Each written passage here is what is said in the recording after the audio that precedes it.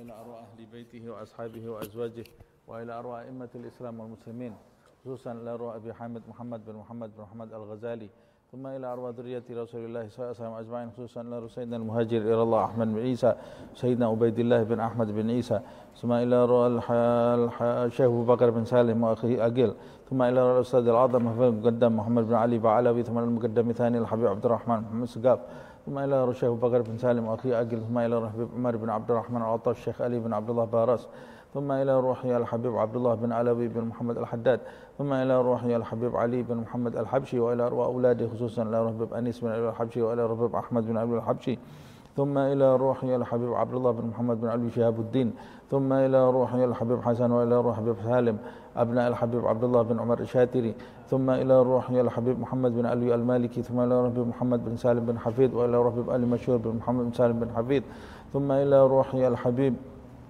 أبو بكر العدني بن علي المشهور، ثم إلى روح عبد القادر بن أحمد سقاف، ثم إلى روح علي بن جعفر الإدروس، وإلى أرواح أولياء الله من مشارق الأرض إلى مغاربها وأصولهم وفروعهم ومنتسبين إليهم أجمعين، وإلى أرواح أجدادنا وجداتنا أعمامنا عماتنا أخوالنا خالاتنا، وإلى أرواح والدينا ووالديكم وأمواتنا وأمواتكم أجمعين، أن الله يتغشاهم بالرحمة والمغفرة، أن الله يعلي درجاتهم الجنة ويكثر من مثوبتهم وضاعف حسناتهم ويحفظنا بجاههم وينفعنا بهم ويعيد علينا من بركاتهم وأسرارهم وأنوارهم وعلومهم ونفحاتهم في الدين والدنيا والآخرة، أن الله يرزقنا علما نافعا وقلبا خاشعا ورزقا واسعا وعملا متقبلا، أن الله يحفظنا، يحفظ أولادنا، يحفظ أصحابنا، يحفظ بناتنا، يحفظ جميع أمة سيدنا محمد صلى الله عليه وسلم من جميع البلاء والوباء والمصيبة والهم والغموم والهموم والغم والمعاصي والذنوب ظاهرها وباطنها كبيرها وصغيرها، وأن الله يفتح علينا فتوح العارفين، فتوح المطلق، فتوح المبين، ويشفي مرضانا ويعافي مبتلانا، وأن الله يطول أعمارنا في صحة وعافية ويختم لنا بالحسنى وهو راض عنا مع اللطف والعافية، وإلى حضرة النبي محمد صلى الله عليه وسلم بسر الفاتحة.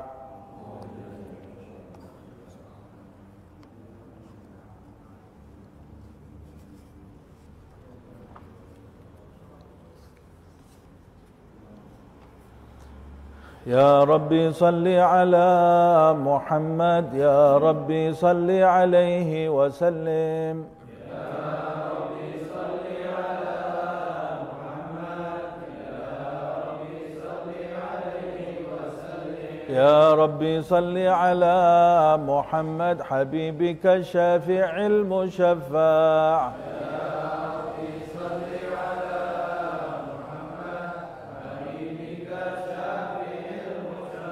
يا ربي صل على محمد أعلى الورى رتبة وأرفع، يا ربي صل على محمد أعلى الورى رتبة وأرفع، يا ربي صل على محمد أسمى البرايا جاها وأوسع،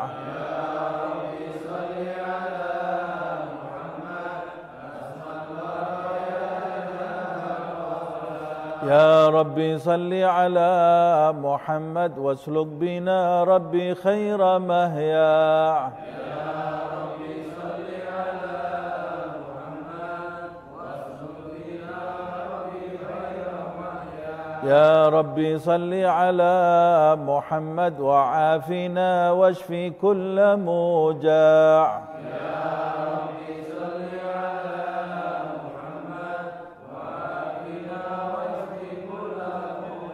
يا ربي صل على محمد وأصلح القلب واعف وانفع، يا ربي صل على محمد وأصلح القلب واعف وانفع، يا ربي صل على محمد واكف المعادي واصرفه وارداع،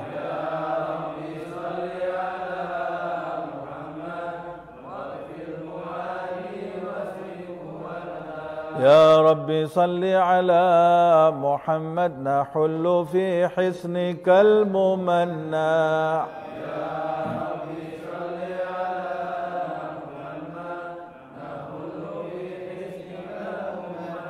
يا ربي صل على محمد رب رضى عنا رضاك الأرفع.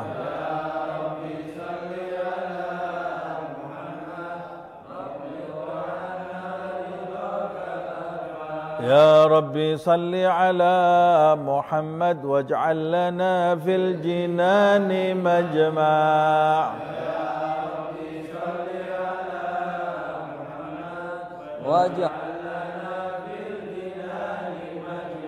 يا ربي صل على محمد رافق بنا خير خلقك جماع. يا ربي صل على محمد رافق بنا.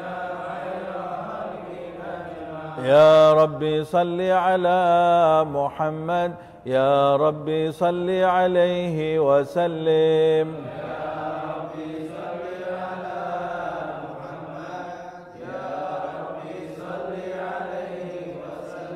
اللهم صل وسلم وبارك عليه وعلى آله. أعوذ بالله من الشيطان الرجيم. بسم الله الرحمن الرحيم.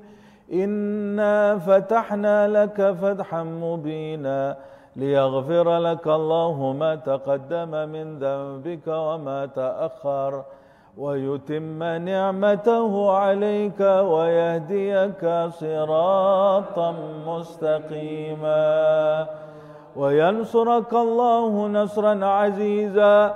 لقد جاءكم رسول من أنفسكم عزيز عليه ما عنتم حريص عليكم بالمؤمنين رؤوف رحيم. فإن تولوا فقل حسبي الله لا إله إلا هو عليه توكلت وهو رب العرش العظيم. إن الله وملائكته يصلون على النبي يا أيها الذين آمنوا صلوا عليه وسلموا تسليما. اللهم صل وسلم اللهم صل وسلم وبارك عليه وعلى آله. الحمد لله الذي هدانا بعبده المختار من دعانا إليه بالإذن وقد نادانا لبيك يا من دلنا وحدانا. صلى عليك الله بارئك الذي بك يا مشفع خصنا وحبانا مع آلك الأطهار معدن سرك الأسمى فهم سفن النجاة حمانا. وعلى صحابتك الكرام حماة دينك أسبحوا لولائه عنوانا والتابعين لهم بصدق ما حدا حاد المودة هيج الأشجانا. والله ما ذكر الحبيب لدى المحب إلا وأضحى والها النشوانا. أين المحبون الذين عليهم بذل النفوس مع النفائس هانا. لا يسمعون بذكر طه المصطفى إلا به انتعشوا وأذهب رانا. فاهتاجت الأرواح تشتاق اللقاء وتحن تسأل ربها الرضوانا. حال المحبين كذا فاسمع إلى سير المشفع وارهف الآذان وانصت إلى أوصاف طه المجتبى واحذر لقلبك يمتلئ وجدانا.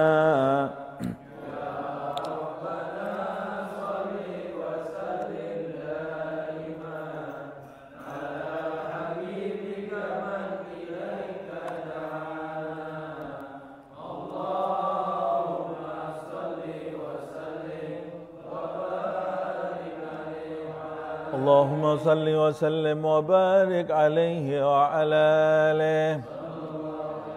نبأنا الله فقال جاءكم نور فسبحان الذي أنبانا والنور طه عبده من به في ذكره عاظم به منانا ورحمة المولى تأمل قوله فليفرحوا واغدوا به فرحانا مستمسكا بالعروة الوثقى ومعتسما بحبل الله من أنشانا واستشعرا أنوار من قيل متى كنت نبيا قال آدم كانا بين التراب وبين ماء فاستفق من غفلة عن ذا وكن يقضانا واعبر إلى أسرار ربي لم يزل ينقلني بين الخيار مصانا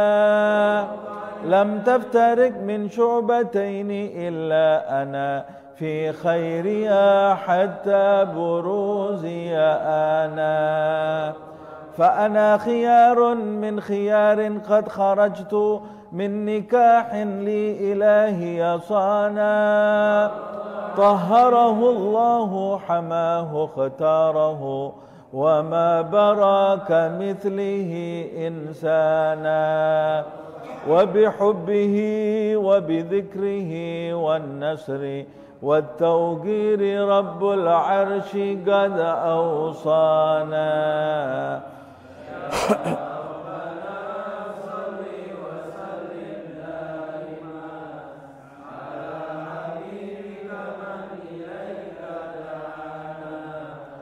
اللهم صل وسلم اللهم صل وسلم وبارك عليه وعلى آله. هذا وقد نشر الإله نعوته في الكتب بينها لنا تبيانا أخذ ميثاق النبيين لما آتيتكم من حكمة إحسانا وجاءكم رسولنا لتؤمنن وتنصرون وتصبحون أعوانا قد بشروا أقوامهم بالمصطفى أعظم بذلك رتبة ومكانا فهو وإن جاء الأخير مقدم يمشون تحت لواء من نادانا يا أمة الإسلام أول شافع ومشفع أنا قد لا أتوانى حتى أنادى ارفع وسل تعطى وقل يسمع لقولك نجم فخرك بانا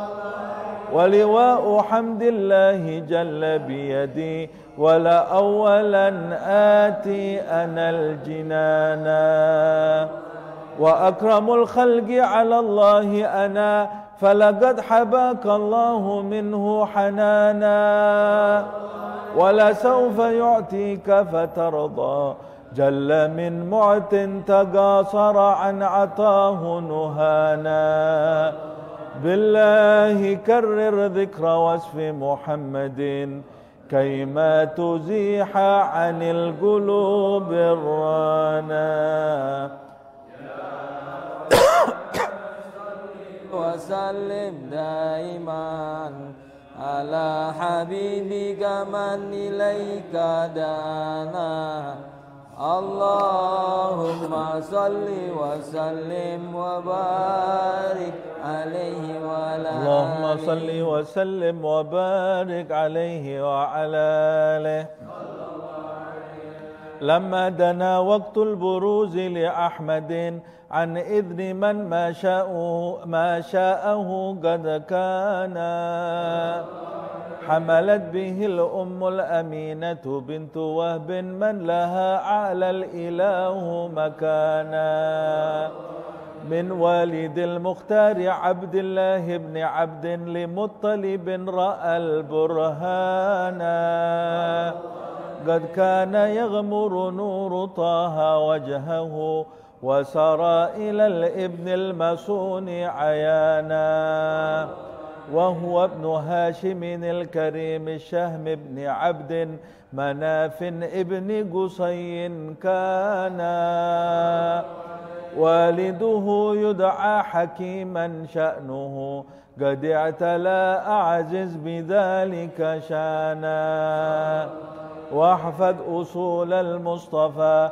حتى ترى في سلسلات أصوله عدنانا فهناك قف واعلم برفعه إلى إسماعيل كان للأب معوانا وحينما حملت به آمنة لم تشك شيئا يأخذ النسوانا وبها أحاط اللطف من رب السماء أقصى الأذى والهم والأحزان ورأت كما قد جاء ما علمت به أن المهيمن شرف الأكوان بالطهر من في بطنها فاستبشرت ودنا المخاض فأدرعت رضوانا سبحان الله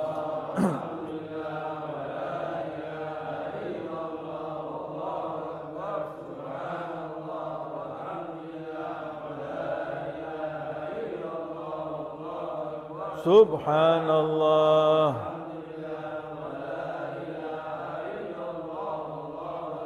سبحان الله الله أكبر ولا حول ولا قوة إلا بالله العلي العظيم في كل لحظة أبدا عدد خلقه ورضا نفسه وزينة عرشه ومداد كلماته وتجلت الأنوار من كل الجهات فوقت ميلاد المشفع حانا وقبيل فجر أبرزت شمس الهدى ظهر الحبيب مكرما ومصانا صلى الله على محمد صلى الله عليه وسلم صلى الله على محمد صلى الله عليه وسلم يا نبي سلام عليك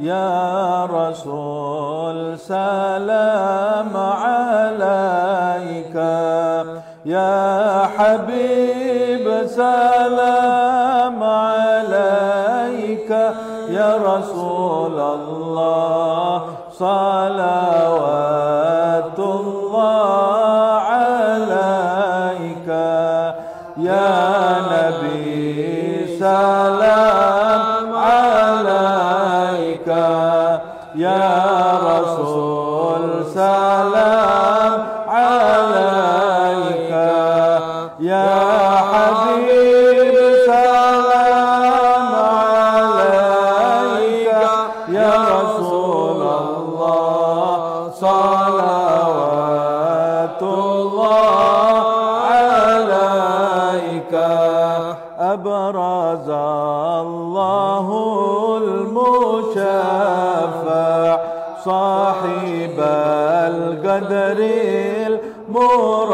المرفع فملا نور النواحي برسول الله عما كل الكون أجمع يا نبي سلام عليك يا رسول سلام عليك يا حبيب سلام عليك يا رسول الله صلوات الله عليك نكست أصنام شرك وبنا الشرك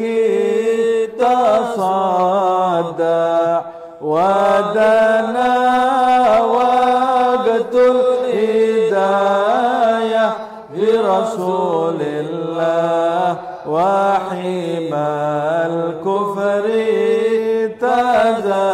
تزعزع يا نبي سلام عليك يا رسول سلام عليك يا حبيب سلام عليك يا رسول الله صلوات الله عليك مرحبا أهلا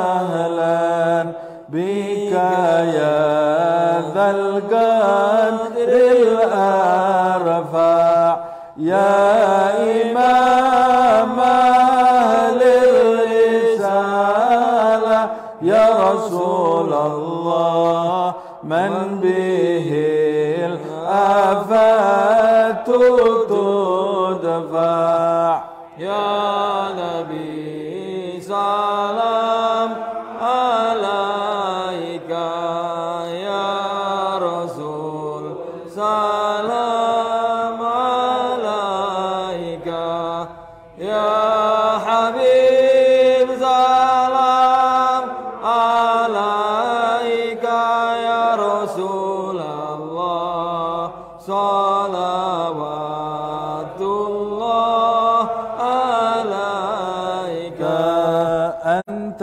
في الحشر ملاذ لك كل الخلق تفزع وينادون كرامة يا رسول الله قدها من هول أفظع يا نبي سلام عليك يا رسول سلام عليك يا حبيب سلام عليك يا رسول الله صلوات الله عليك مرحبا مرحبا يا نور عيني مرحبا مرحبا جد الحسين مرحبا مرحبا يا نور عيني مرحبا مرحبا جد الحسين مرحبا فلها أنت فتسجد مرحبا وتنادى اشفع تشفع مرحبا مرحبا يا نور عيني مرحبا مرحبا جد الحسين مرحبا فعليك الله صلى مرحبا ما بدا النور وشعشع مرحبا مرحبا يا نور عيني مرحبا مرحبا جد الحسين مرحبا وبك الرحمن نسأل مرحبا وإله العرش يسمع مرحبا مرحبا يا نور عيني مرحبا مرحبا جد الحسين ربي فاغفر لي ذنوبي يا الله ببركة الهادي المشفع يا الله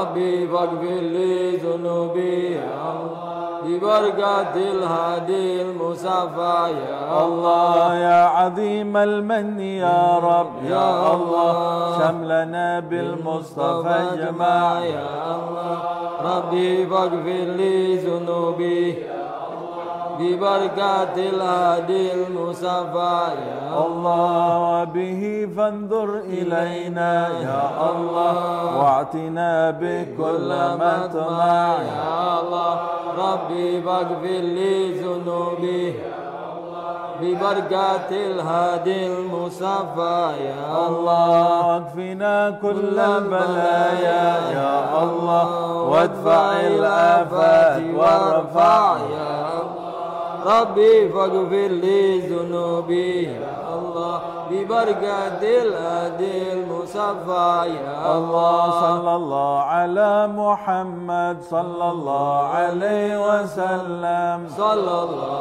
على محمد صلى الله عليه وسلم واسقنا يا رب أغثنا بحيا هطال يهمع صلى الله على محمد صلى الله عليه وسلم واختم العمر بحسنى واحسن العقبى ومرجع صلى الله على محمد صلى الله عليه وسلم وصلاة الله تغشى من له الحسن تجمع صلى الله على محمد صلى الله عليه وسلم أحمد الطرى وآله والصحابة مسنا شاء صلى الله على محمد صلى الله عليه وسلم اللهم صل وسلم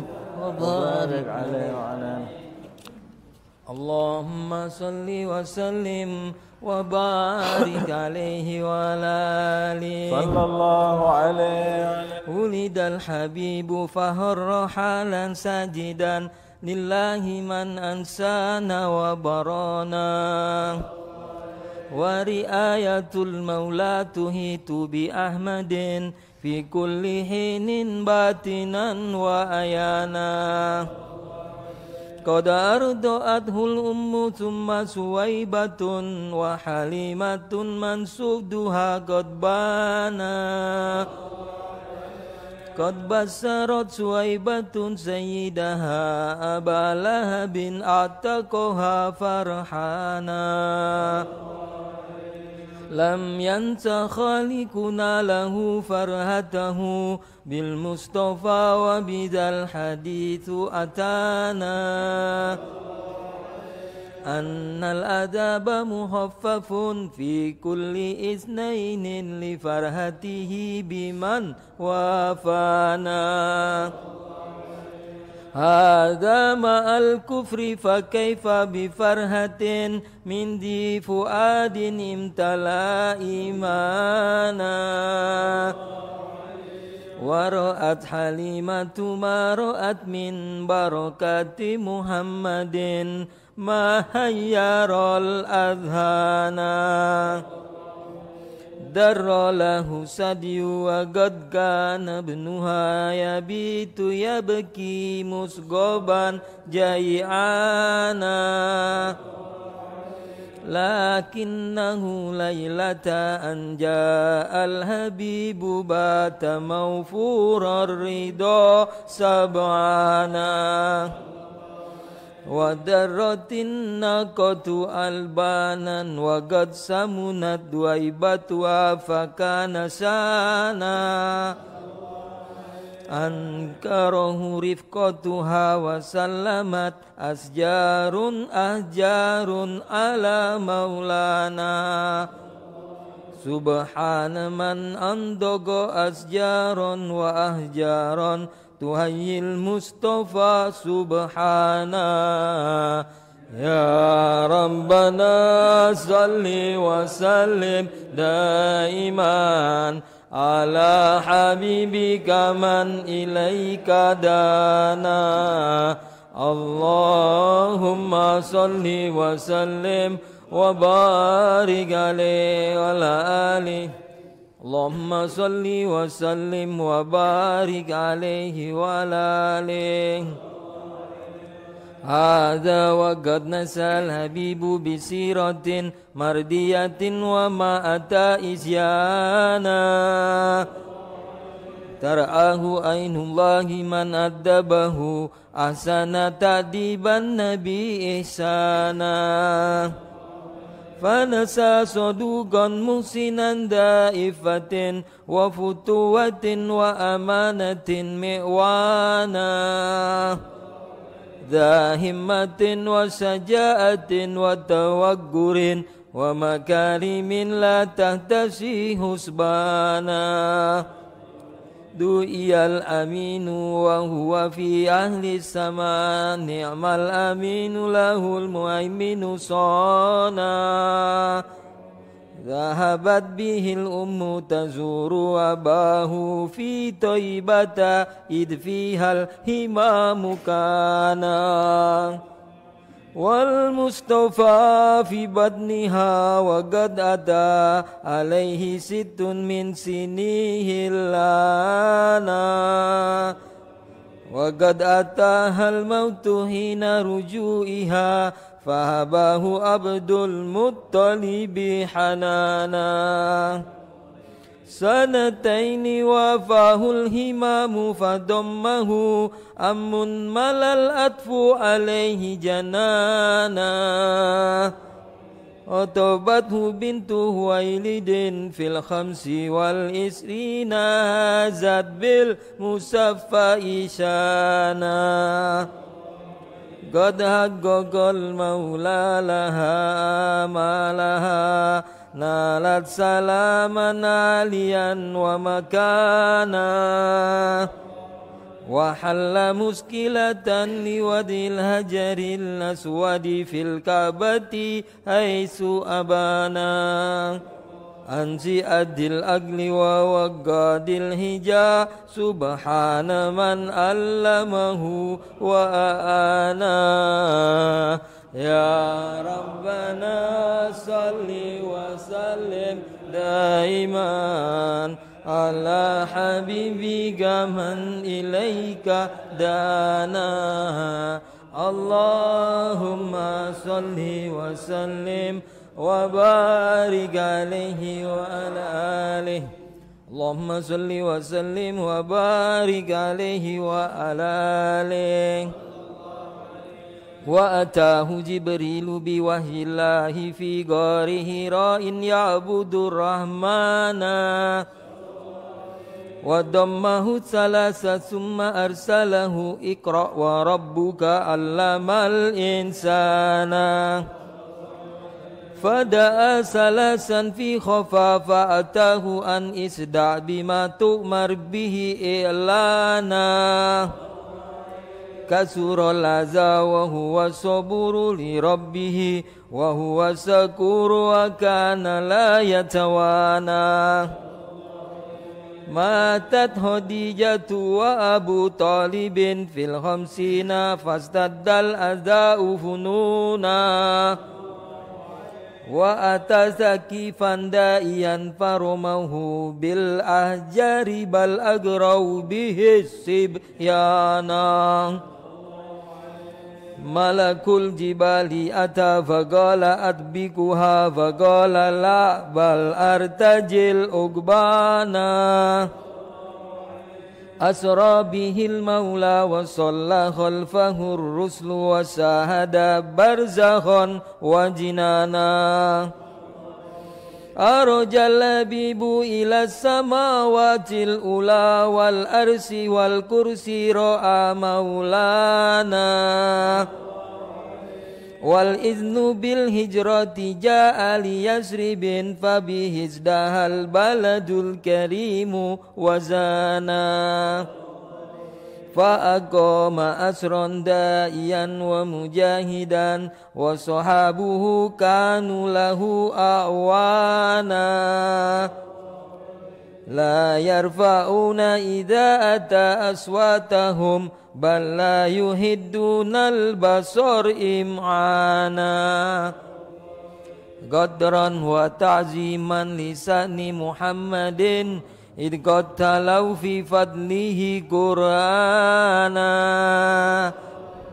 ولقد رأوا من خلقه عجبا وكم قد زاهدوا ما يرى الأذهانا كرما وعفوا وسخاء تواضعا والهزي هن محبة وهنانا والماء من بين الأصابع نابئا والجيس أدهى شاربا ريانا والله قد أزمت معازز أحمد رفع المهيمن للنبي مكانا ولقد غزا 27 مع الصحب رجالا قد مسوا ركبانا أكرم به وبصحبه وبتابعين يا ربي ألحقنا بهم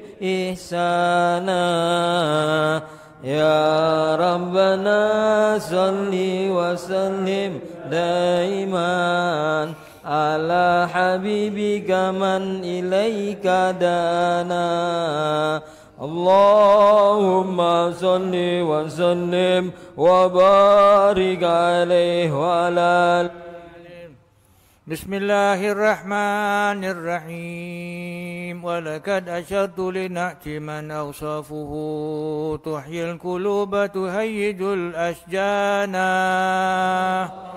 والله قد أثنى عليه فما يساوي القول منا أو يكون سنانا لكن حبا في السرائر كدعا لمديه صفوة ربنا وحدانا وإذ انترجنا بالمودة هاهنا نرفع أيدي فكرنا ورجانا للواحد الأحد العلي إلهنا متوسلين بمن إليه دعانا مختاره وحبيبه وشفيه زين الوجود به الإله هنانا يا ربنا يا ربنا يا ربنا بالمصطفى اقبلنا أجب دعوانا أنت لنا يا زهرنا في هذه الدنيا وفي أخرانا أصلح لنا الأحوال واغفر ذنبنا ولا تؤاخذ ربي إن أخطأنا واسلك بنا في نهجة طه المصطفى ثبت على قدم الحبيب خطانا أرنا بفضل منك جلعة أحمد في بهجة أين رضا ترعانا واربط به في كل حال حبلنا وهبال من ود ومن والانا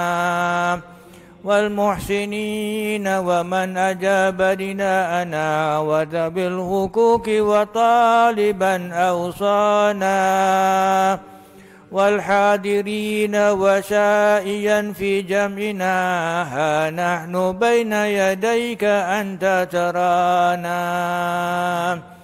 ولقد رجوناك فحق سؤلنا واسمع بفضلك يا سميع دعانا وانصر بنا سنة طه في بقاع الأرض واكمع كل من آدانا وانظر إلينا واسقنا كأس الهنا واشف وآف عاجلا مرضانا واقضي لنا الحاجات وأحسن ختمنا عند الممات وأصلحا عقبانا يا رب واجمعنا وأحبابا لنا في دارك الفردوس يا رجوانا يا رب واجمعنا وأحبابا لنا في دارك الفردوس يا رجوانا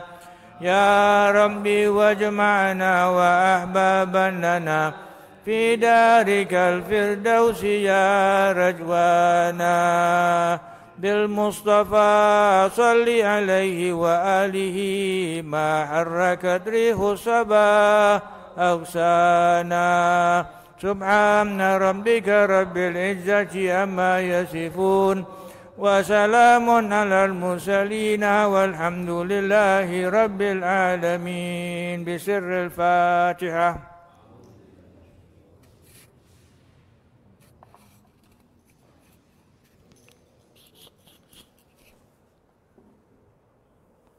ربنا تقبل منا إنك أنت السميع العليم وتب علينا إنك أنت التواب الرحيم اللهم لا تحرمنا خير ما عندك لشر ما عندنا اللهم مغفرتك أوسع من ذنوبنا ورحمتك أرجى عندنا من أعمالنا اللهم مغفرتك أوسع من ذنوبنا ورحمتك أرجى عندنا من أعمالنا اللهم مغفرتك أوسع من ذنوبنا ورحمتك أرجى عندنا من أعمالنا وصلى الله على سيدنا محمد وعلى آله وصحبه وسلم والحمد لله رب العالمين. Kabul insyaallah. Baik, kita lanjutkan kajian Minhajul Abidin karya Abi Hamid Muhammad bin Muhammad Al-Ghazali Hujjatul Islam. Bismillahirrahmanirrahim. Alhamdulillah Rabbil Alamin. Allahumma salli wa sallim ala Sayyidina Muhammad wa ala ali Sayyidina Muhammad. Nawaina ta'allum wa ta'lim wa naf'a wa tadhakkur wa tadhkir wa naf'a wal intifa' wal ifadah wal istifadah wal hath ala tamassuk bi kitabillah wa sunnati rasulih wa du'a ila al huda wa dalalah ala al khair ibtigha'a mardatillah wa wajhih wa qurbih wa thawabih subhanahu wa ta'ala. Kita sampai di halaman 152 ya. Paragraf keberapa? Syaitan sekarang ya. Jadi pada pertemuan yang lalu kita membahas ringkasan mengenai apa yang sudah kita bahas di dalam bab ini tentang dunia, makhluk, setan, dan nafsu. Kita sudah membahas di pertemuan yang lalu ringkasan tentang dunia dan makhluk, kemudian kita masuk kepada ringkasan yang ketiga. Qala al-muallif wa nafa'ana bihi fid dharain amin. Wa alimta anna syaitana khabithun qad tajarrada li mu'adatik. Dan engkau juga dari pembahasan yang sudah kita bahas, engkau mengetahui bahwa setan itu khabith, sesuatu makhluk yang jahat. Qad tajarrada li mu'adatik, dia telah meluangkan hidupnya untuk bermusuhan denganmu. Setan itu meluangkan waktunya, meluangkan hidupnya, mencurahkan jiwanya, mencurahkan kerjanya, usahanya, semua fokus untuk memerangi umat manusia, memusuhi umat manusia. Dan itu yang dijelaskan di dalam Al-Quranul Karim. Dia tidak ada urusan dengan ibadah kepada Allah Subhanahu wa taala, tidak ada urusan dengan zikir, tidak ada urusan dengan mata pencaharian, tidak ada urusan dengan majlis, tidak ada urusan dengan uang, tidak ada urusan dengan ABC. Hidupnya fokus mujahadahnya bagaimana caranya mengalahkan umat manusia. Jadi kita ini berhadapan dengan musuh yang punya strategi. Karena dia curahkan hidupnya ini bagaimana caranya menyesatkan kita. Kamu sudah tahu itu, kata beliau. Alimta, kamu sudah tahu dari pembahasan kita yang lalu bahwa setan itu jahat dan setan itu musuh bebuyutan kamu. Yang Allah mengatakan fattakhiduhu aduwa. Jadikan setan itu sebagai musuhmu. Kalau kamu sudah mengetahui hal ini, fasta'adta bi rabbika al-ghadiril ghahir min hadzal kalbil la'in. Lalu kamu berlindung kepada Tuhanmu yang maha kuasa dan maha menundukkan dari anjing yang terkutuk ini. Diumpamakan seperti anjing yang terkutuk. Anjing ini mughalladah ya. Dan anjing itu adalah milik tuannya. Makanya dia menggunakan Tuhanmu Al-Qadir Al-Qahir.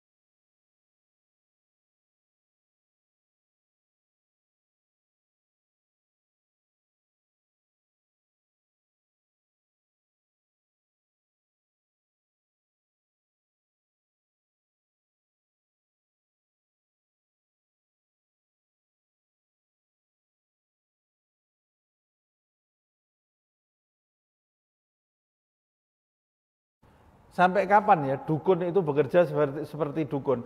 Ya sampai kamu mati. Sampai kapan jin-jin yang jahat dan manusia yang jahat itu membuat makar kepada kita? Sampai kamu atau dia mati, salah satu di antaranya. Dan kalau setan itu mati akan timbul 10 setan yang lain yang mengganggu kamu. Dan memang dia tercipta sebagai ujian bagi diri kamu. Jadi apa yang harus saya lakukan? Selain kamu meminta perlindungan dari Allah Subhanahu wa ta'ala, yang kedua, kamu ini hidup di suatu alam yang dipantau oleh musuh-musuh kamu, ditunggu lengahnya kamu. Ditunggu lengahnya kamu ini kapan? Begitu kamu lekah, masuk serangan dia. Begitu kamu lalai, masuk kamu ke dalam jerat dia. Ditunggu-tunggu, dinanti celah yang pasti oleh musuh kamu ini. Makanya yang kedua yang harus kamu lakukan, waspada. Jangan pernah lalai terhadap makar dan bujuk rayu setan. Fatatrudahu bidzikrillahi ta'ala. Yang ketiga, dan kamu mengusirnya, mengusir setan tadi, bidzikrillahi ta'ala, dengan zikir, mengingat Allah Subhanahu wa ta'ala. Karena kamu dilarang lalai, maka kamu harus jadi hamba yang selalu ingat. Nah, selalu ingatnya, ingat kepada Allah Subhanahu wa ta'ala.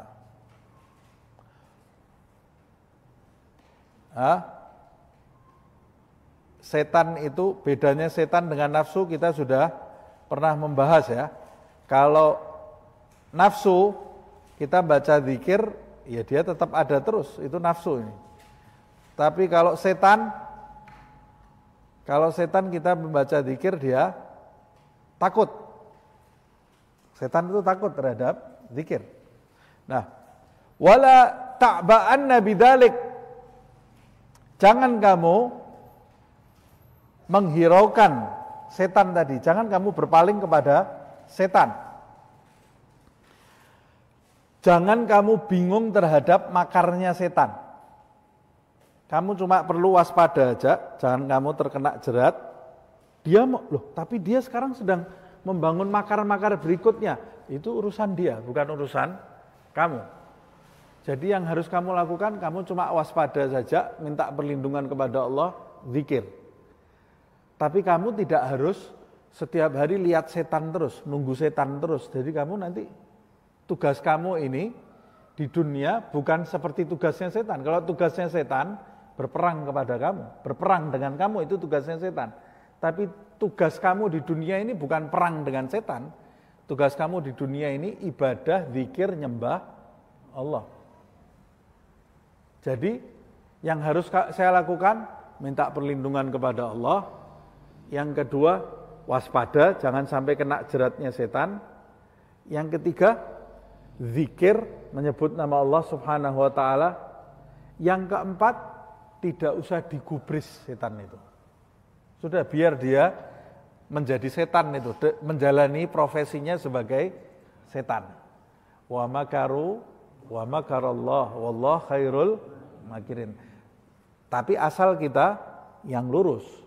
Kalau kita tidak lurus, kita lalai, kita terkena perangkapnya setan. Kita lurus, zikir, nyebut nama Allah Subhanahu wa ta'ala. Setelah itu biar yang ngurus setan ini Allah, bukan kamu. Begitu juga teman-temannya setan. Kita tidak usah bingung. Ini sekarang sekelompok orang sedang membuat makar terhadap orang-orang Islam. Dia sedang membuat makar, jerat A, jerat B. Nanti kita bisa tergelincir, kita bisa jadi salah. Kita wa makaru wa makarallah wallahu khairul makirin. Tugas kamu apa? Tugas kamu bukan mengintai mereka terus setiap saat apa ini yang sedang dilakukan oleh musuh-musuh Allah. Tidak. Allah tidak memerintahkan kita seperti itu. Tapi Allah memerintahkan kita untuk menolong syariatnya di dalam diri kita dan keluarga kita. Kita benahi hidup kita sesuai dengan jalan Nabi Muhammad SAW. Nanti Allah yang akan menolong kita. In tansurullaha yansurkum wa yuthabbit aqdamakum walladzina kafaru fata'sal lahum wa adalla a'malahum. Kamu menolong Allah, Allah menolong kamu dan memperkuat posisi kamu. Orang-orang yang kafir yang punya makar fata'sal lahum wa adalla a'malahum, akan sia-sia perbuatan mereka. Wala ta'ba'anna bidzalik, jangan kamu hiraukan hal tersebut. Fa innahu yasirun idza dhaharat minka azimatur rijali. Lihat ini. Karena sesungguhnya sebenarnya makar, tipu daya, jerat setan, bujuk rayu setan, taktiknya setan itu sangat sepele, mudah sekali. Bukan sesuatu yang berat. Taktiknya itu sangat ringan, rapuh. Syaratnya jika tampak di dalam diri kamu azimatur rijal. Jika di dalam diri kamu itu tampak keinginan, dorongan, niat yang kuat seperti niatnya orang-orang besar. Kalau kamu punya niat yang kuat seperti niatnya orang-orang yang besar, himmatur rijal tahdumul jibal, katanya. Semangatnya orang-orang besar itu bisa meluluh lantahkan gunung. Gunung saja bisa luluh lantah. Karena mereka itu kalau punya semangat, tidak ada yang bisa menggoyahkan. Mereka tidak akan berhenti dalam mujahadah sampai mereka berhasil meraih apa yang mereka cita-citakan di sisi Allah Subhanahu wa ta'ala. Kalau kamu punya semangat seperti ini di dalam hidupmu, untuk mendekat kepada Allah, untuk ibadah kepada Allah Subhanahu wa ta'ala, idza zaharat minka azimatur rijal fa innahu yasirun. Maka tipu daya setan itu jadi kecil di hadapanmu. Kenapa jadi kecil?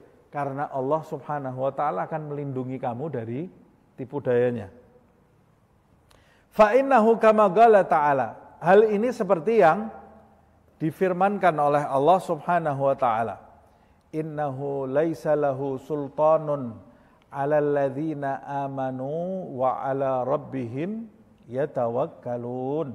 Sesungguhnya laisa lahu sultanun.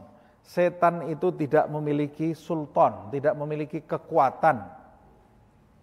Tidak memiliki kekuatan bagi siapa? Bagi semua orang? Enggak. Bagi siapa? Setan itu lemah di depannya siapa? Alalladzina amanu.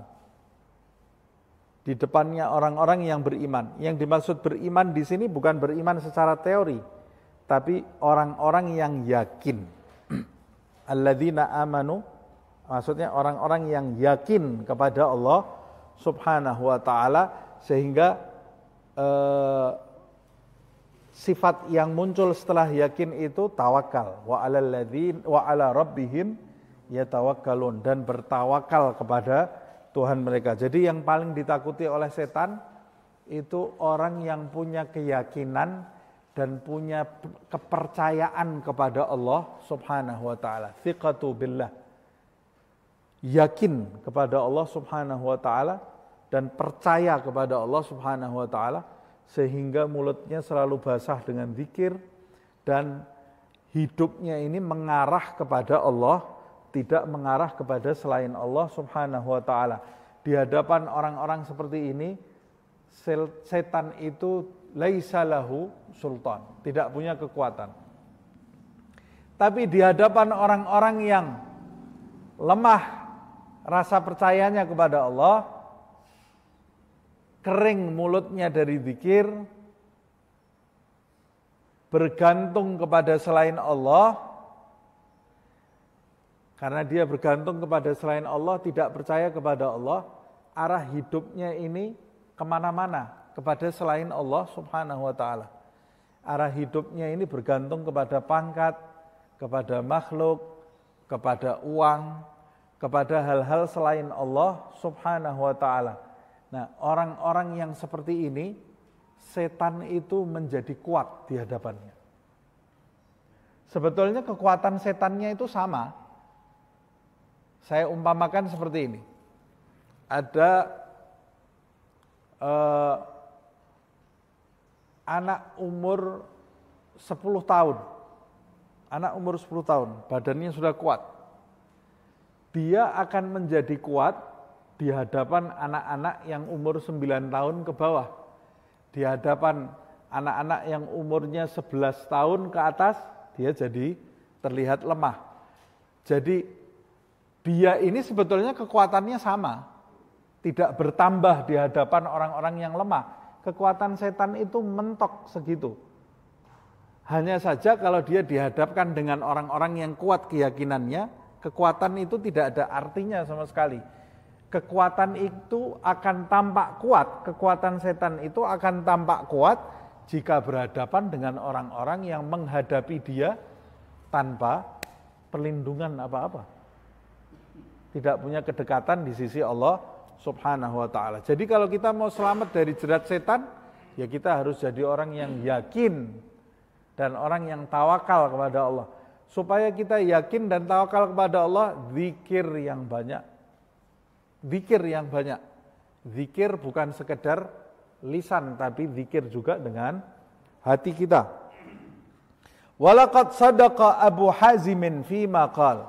Telah benar Abu Hazim itu atas apa yang dia ucapkan.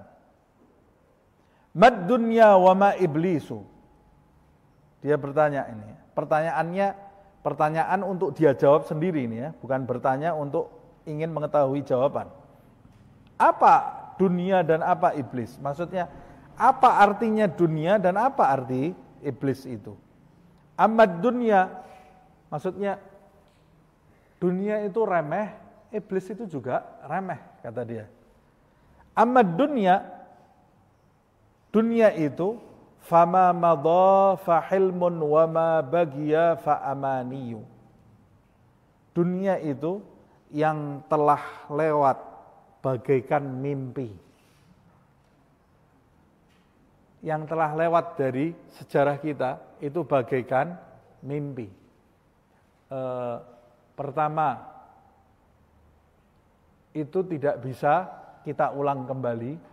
Tadi malam mimpi apa? Mau kita ulang lagi? Tidak bisa. Ada orang mimpi mau dapat emas di dalam mimpinya. Belum sampai dapat emas, bangun dia. Merem lagi dia tidur mau balik ke mimpinya. Ya tidak bisa. Itu sudah hilmun, itu sudah jalan.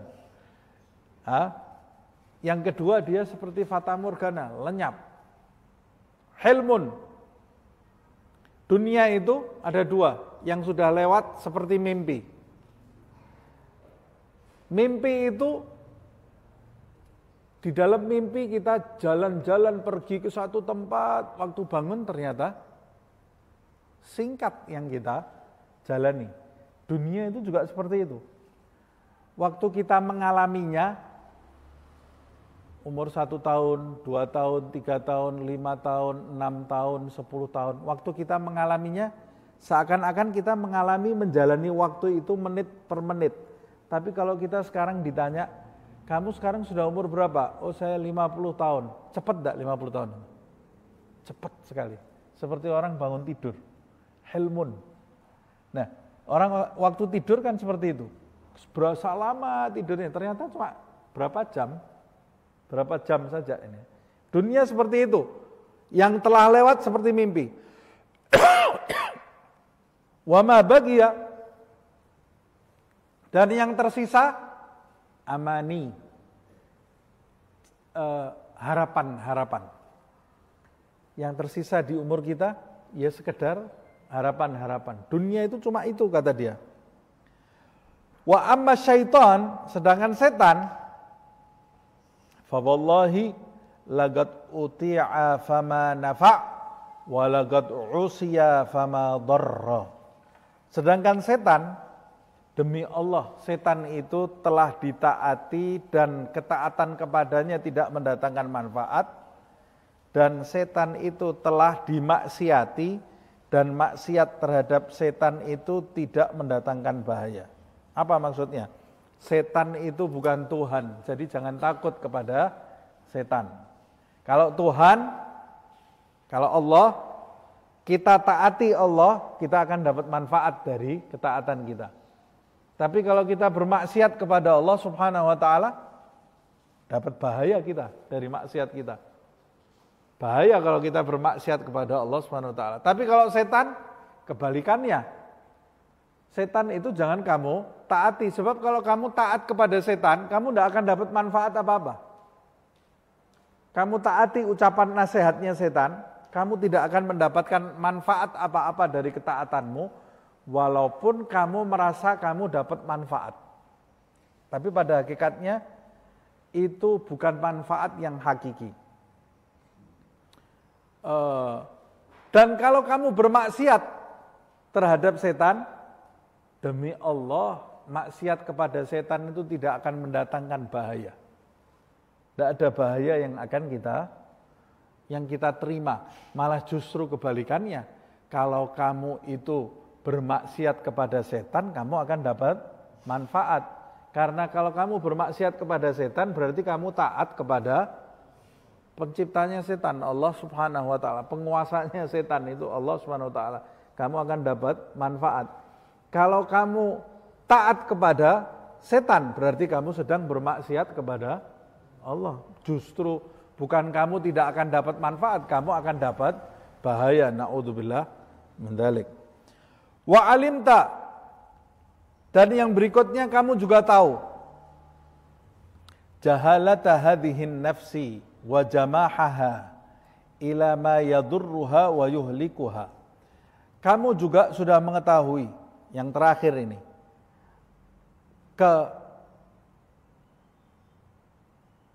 jamahaha, keliaran, dan jahalah wa jamaha, kebodohan dan liarnya nafsu ini sampai menuju kepada hal-hal yang akan membahayakan dan membinasakan dirinya sendiri.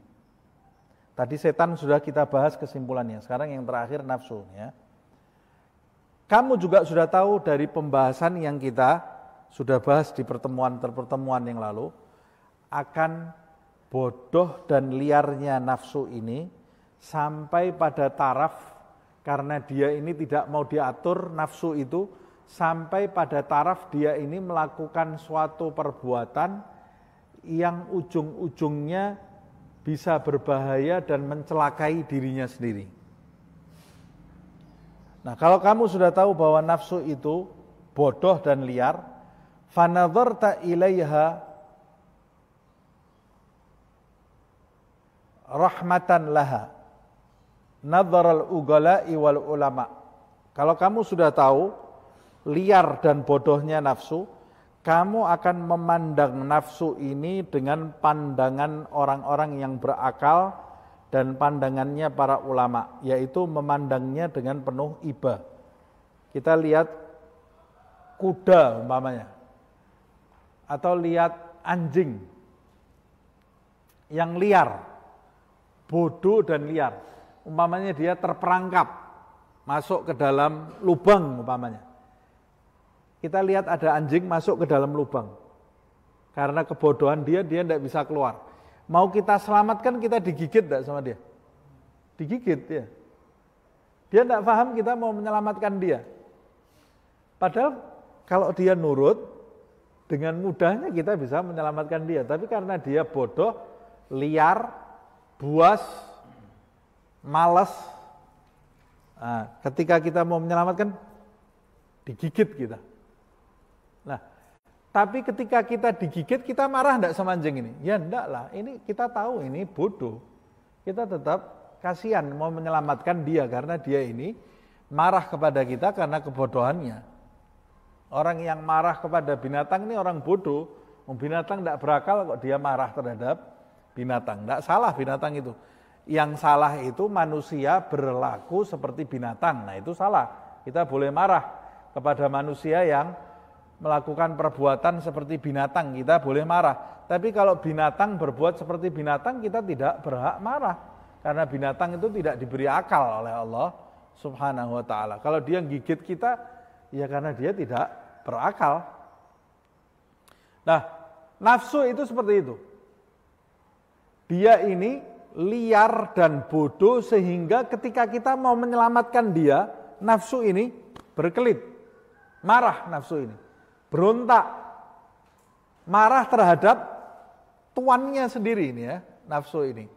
Nah, makanya kalau kita tahu nafsu ini bodoh dan liar, maka kita akan memandang nafsu kita ini dengan pandangan manusia.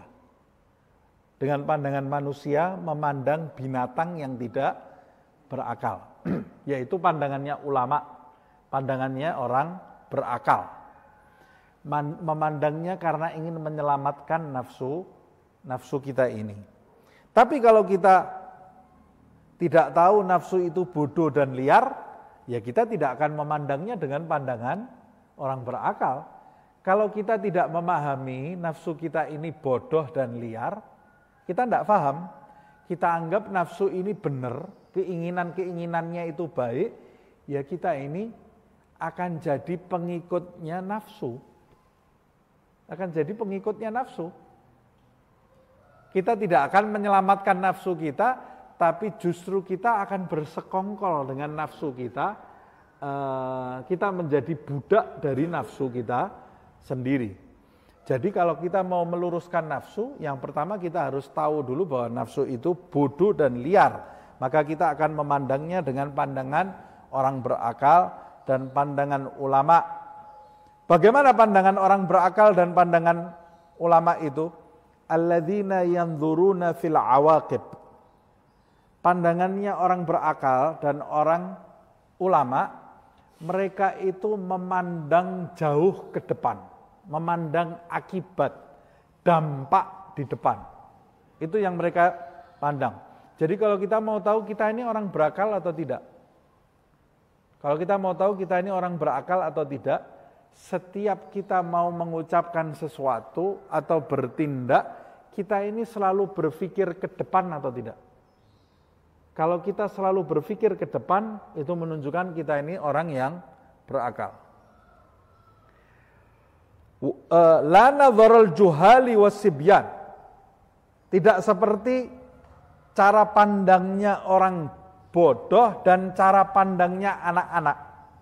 Cara pandangnya orang bodoh dan anak-anak, alladzina yanzuruna fil hal. Mereka ini memandang segala sesuatu ya di saat ini saja. Mereka sangka apa yang mereka lakukan, apa yang mereka ucapkan, tindak tanduk mereka itu tidak ada dampaknya, tidak ada efeknya di masa yang akan datang. Ya sudah, kalau orang hanya memandang sekarang saja, dia tidak memandang masa yang akan datang, dia ini akan mengucap seenaknya saja, akan bertindak seenaknya saja. Kalau sudah viral, baru kemudian saya khilaf. Saya khilaf dari mana? Dulu kamu tidak mikir, waktu kamu ngomong itu kamu tidak mikir. Waktu kamu bertindak kamu tidak mikir.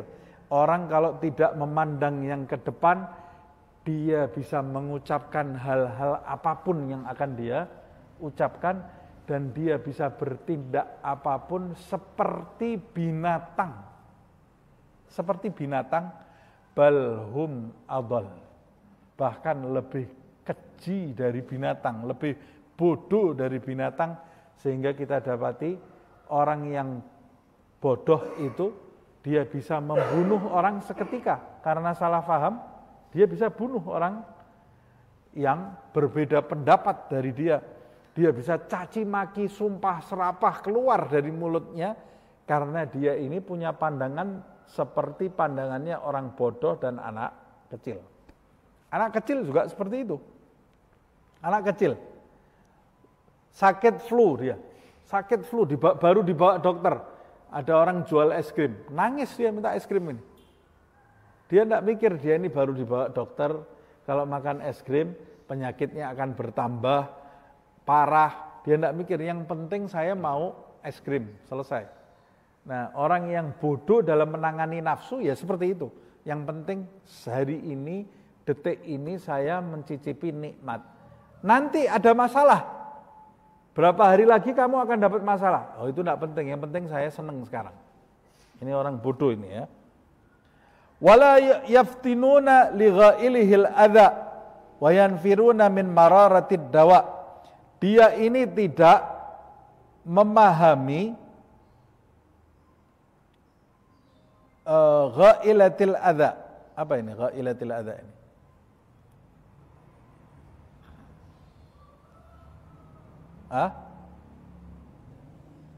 Gangguan gitu ya. Tidak memahami gangguan, dan dia tidak cerdas bahwa ini sebetulnya bahaya gitu ya. Bahkan yang lebih parah, wayanfiruna min mararatid dawa. Dia ini lari dari pahitnya obat. Kayak anak kecil itu ya. Anak kecil seperti contoh saya tadi. Dia sakit, depannya ada es krim. Sebelahnya ada obat. Obat rasanya pahit. Es krim rasanya nikmat, manis. Ya dia maunya makan es krim. Padahal es krim itu akan memperparah sakitnya. Dan kalau dia minum yang pahit ini obat yang bisa menyembuhkan dia dari penyakit. Dia lari dari obat, tapi dia makan hal-hal yang bisa menambah penyakitnya. Sama seperti itu.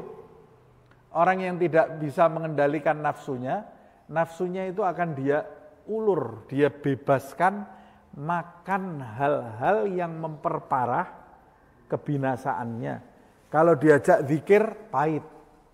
Diajak sholat, pahit. Lari dia dari zikir, lari dari sholat, lari dari qiraatul Quran, lari dia dari tafakkur, lari dia dari baca kitab, lari dia dari majelis, lari dia dari sholat sunnah, lari dia dari tahajud, lari dari puasa. Kenapa? Tidak enak. Tahajud itu tidak enak, sholat sunnah itu tidak enak, zikir itu tidak enak, majelis itu tidak enak, tafakkur itu tidak enak, baca kitab itu tidak enak, baca Al-Quran itu tidak enak. Padahal yang tidak enak semua itu bisa menyembuhkan dia dari penyakit. Nah, lihat ini. Wa aljamtaha bilijamit taqwa.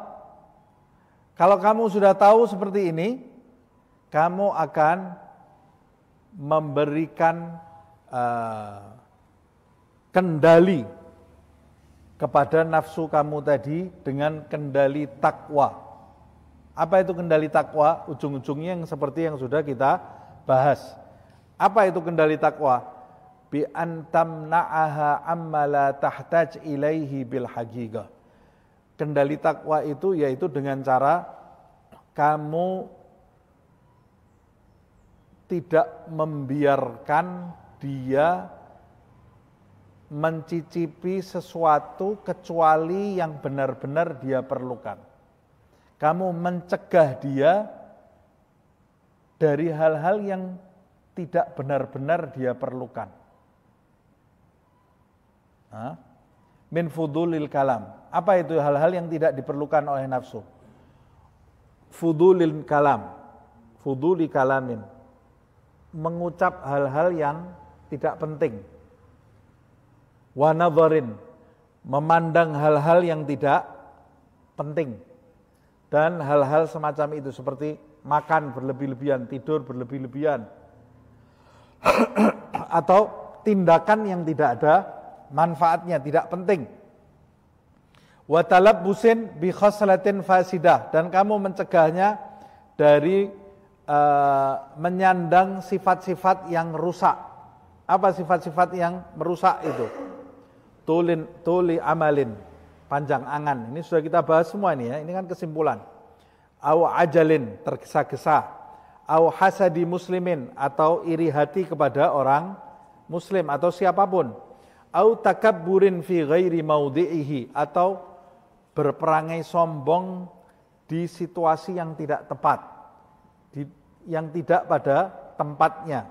Jadi sombong itu kalau pada tempatnya tidak ada masalah. Kita juga sudah bahas seperti sombong dalam peperangan, umpamanya menghadapi musuh, ya jangan tawaduk. Menghadapi musuh tawaduk, habis kita. Menghadapi musuh kita harus membusungkan dada. Itu salah satu contohnya.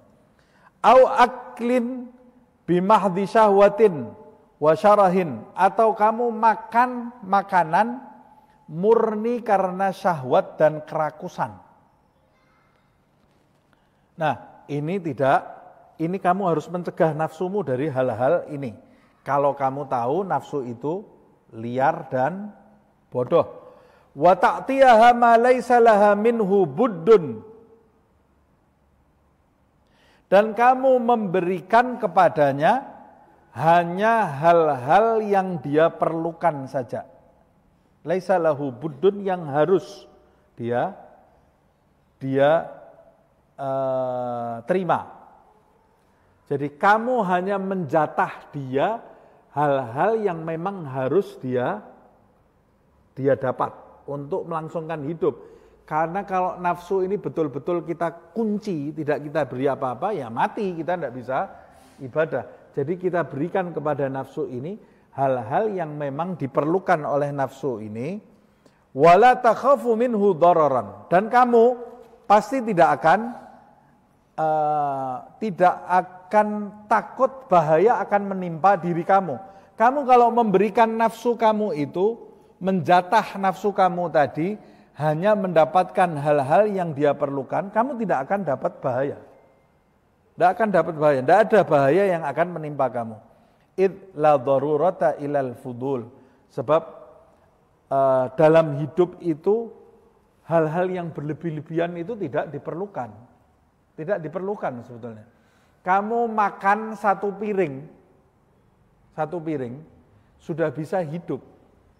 Jadi kamu kalau makan satu piring, kalau kamu bisa hidup dengan satu piring, berarti kamu kalau makan satu piring tidak akan ada bahaya yang menimpa kamu. Paham maksud saya? Kalau saya bisa melanjutkan hidup saya dengan nasi satu piring, berarti ketika saya makan, menjatah nafsu saya ini dengan satu piring, tidak ada bahaya yang akan menimpa saya. Sebab nafsu saya itu bisa hidup dengan satu piring, kenapa saya harus makan sampai 3 piring? Karena kalau saya makan 3 piring, saya menjadikan nafsu saya ini jadi liar. Jadi liar, kalau nafsu saya liar, maka hidup saya tidak akan terkendali. Nah, begitu juga hal-hal yang lain. Kalau kamu membatasi ucapan kamu, tidak banyak ngomong, tidak akan mati kamu. Kamu membatasi makan kamu, tidak akan mati. Tidak akan sakit kamu. Kamu membatasi tidur kamu tidak akan sakit. Pokoknya kamu ambil dari apa yang diperlukan nafsu kamu ini hanya untuk menyambung hidup. Nah, waqad wasa'allahu ta'ala al-amra ala ibadihi birahmatih. Allah subhanahu wa ta'ala telah membentangkan perkara ini di hadapan hambanya melalui rahmatnya. Wa aghnahum an jami'i ma yadurruhum fi amri dinihim. Dan Allah subhanahu wa ta'ala telah mencukupi hamba-hambanya dari hal-hal yang bisa membahayakan diri mereka dalam perkara agamanya. Orang yang menjalankan agama tidak mungkin celaka. Tidak ada orang puasa mati, tidak ada. Orang bangun subuh kemudian sakit, tidak ada. Itu yang ditetapkan oleh Allah subhanahu wa ta'ala untuk kita. Kalau kita jalani dengan benar, kita tundukkan nafsu kita, tidak mungkin ada bahaya yang akan menimpa kita. Justru kalau kita mengumbar nafsu kita, akan banyak bahaya yang datang kepada diri kita. Orang yang menjalani agama Allah subhanahu wa ta'ala dengan benar, tidak akan ada bahaya yang akan menimpa diri mereka, karena Allah telah melapangkan, meluaskan bagi hambanya hal-hal seperti ini melalui rahmat Allah subhanahu wa ta'ala. Fa ayyu hajatin ila dzalika, maka keperluan yang mana lagi yang menuju kepada hal seperti itu, gitu ya maksudnya. Fa innal amra kama qala ba'dus salihin, sesungguhnya perkara ini yang kita bahas ini seperti yang diucapkan oleh sebagian orang-orang yang soleh. Apa ucapannya? Inna taqwa ahwanu syai'in idza rabani syai'un taraktuhu. Nah, kata dia, takwa itu, apa sih takwa itu? Ini kan menundukkan nafsu kan harus dengan takwa ini ya. Tadi dijelaskan apa itu takwa. Tapi ada seorang yang sebagian orang soleh mengatakan takwa itu gampang, kata dia. Apa sih takwa itu? At-taqwa ahwanu syai'in. Takwa itu perkara yang paling gampang, kata dia. Ini yang ngomong orang soleh soalnya ya. Takwa itu perkara yang paling gampang. Apa itu? Idza rabani syai'un taraktuhu. Jika ada sesuatu yang meragukan diriku, ini sesuatu yang kayaknya tidak betul ini ya. Ini sesuatu yang tidak baik sepertinya. Masa kebaikan seperti ini? Idza rabani syai'un, jika sesuatu meragukan bagi aku, taraktuhu, maka aku akan tinggalkan. Lah itulah takwa, kata dia. Kalau ada hal yang tidak jelas dari apa? Tujuan kamu hidup apa? Nyembah Allah subhanahu wa ta'ala. Kalau ada hal-hal yang tidak jelas ini, tidak ada kaitannya sama kamu menyembah dengan Allah subhanahu wa ta'ala, tinggalkan itu, maka itulah takwa yang sebenarnya. Nah ini padahal mesti tinggal 1 lembar lagi kita masuk bab baru ini ya. Tapi waktunya sudah habis. Kita tambah 1 bait sedikit ya. Fa innan nafsa satalinu wa tata'awwadu ma awwadtaha. Sesungguhnya nafsu itu akan menjadi talin, akan menjadi lembut dan menjadi terbiasa jika engkau membiasakan. Kalau kamu tidak membiasakan, nafsu kamu itu akan liar terus. Ini sudah kita bahas. Wa innaha lakama galal gail. Nafsu itu seperti yang diucapkan oleh seorang penyair. Fan nafsu raghibatun idza raghabtaha wa idza turaddu ila galilin tagna. Nafsu itu akan memiliki kemauan yang besar jika kamu mengumbar kemauannya. Idza turaddu ila galilin, jika kamu mengembalikan, membiasakan nafsumu itu untuk biasa hidup dengan hal-hal yang sedikit, yang cukup, tidak berlebih-lebihan, tagna, maka nafsu itu juga akan merasa cukup dengan hal yang sedikit. Wagala akhar, dan seorang yang lain mengatakan hiyan nafsu ma hammaltaha tatahammalu. Nafsu itu dialah nafsu yang jika engkau beri beban, biasakan membawa satu beban, maka dia akan terbiasa membawa beban itu. Nafsu itu seperti kita lah. Kita itu kalau terbiasa membawa, ada ceritanya orang gendong sapi besar. Dia kuat gendong sapi loh nih ya, sapi besar ini digendong sama orang. Ditanya, bagaimana kamu mampu gendong sapi besar nih? Ya, sebab sapi ini saya gendong dari mulai kecil. Dari mulai kecil, dia ini saya gendong terus. Hari berikutnya, sapinya umurnya tambah besar kan, tambah besar.